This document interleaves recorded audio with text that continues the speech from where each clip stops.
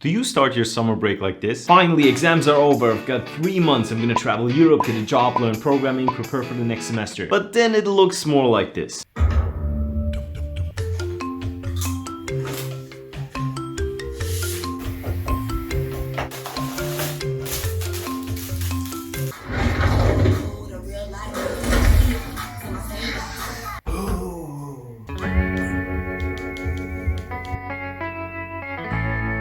Yeah, that may be exaggerated, but those roughly 3 months free time put quite the pressure on us. It's not a real break. It's only lecture-free time. Do something with it. You can't help but feel confused about how to use the summer break. You should relax before you burn out. I got the 2 big mistakes that can ruin the summer break. First of all, it's lack of planning. If we expect too much from ourselves and we deliver somehow, we're exhausted. That's not a good start into the next semester. But who are we kidding?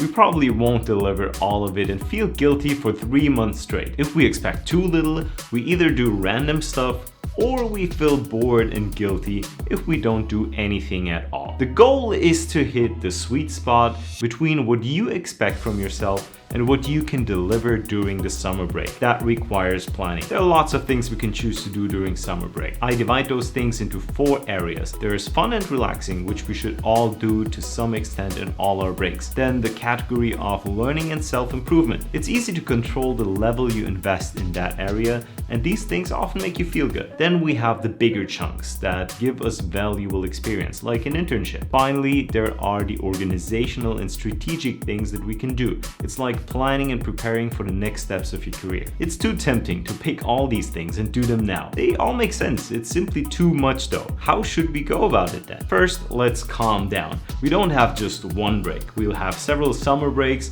and winter breaks in our lifespan as a student. We don't have to do everything at once. Especially you want to take some of the big activities and distribute them over all the breaks you have. You won't do an internship, volunteer, and take a course at the same time. There's no need for that. It doesn't mean your plan has to be set in stone.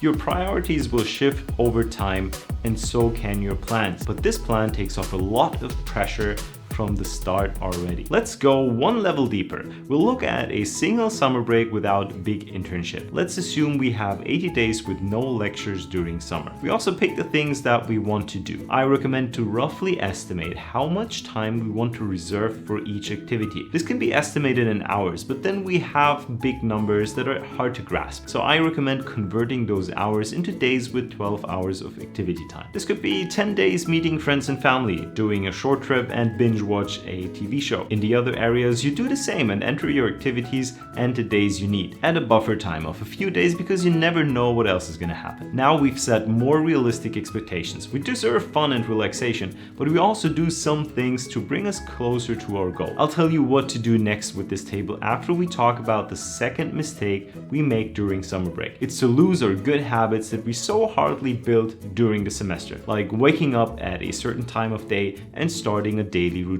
Now that we don't have any commitments, it's easy to sleep long and scroll on our social media feed until we get hungry in the afternoon. This puts us off balance, and it's going to be hard to rebuild good habits in the next semester. So my tip is try to maintain some of your good habits when you enter the summer break. Good sleep and a morning routine are the first things I try to hold on to. The semester can be stressful and it's harder to build new habits. During summer break, you have more control over your time. Before you enter the next semester, I recommend building 1 or 2 good habits during the break. For example, cooking 1 healthy meal really fast per day. Back to our table of activities for the break.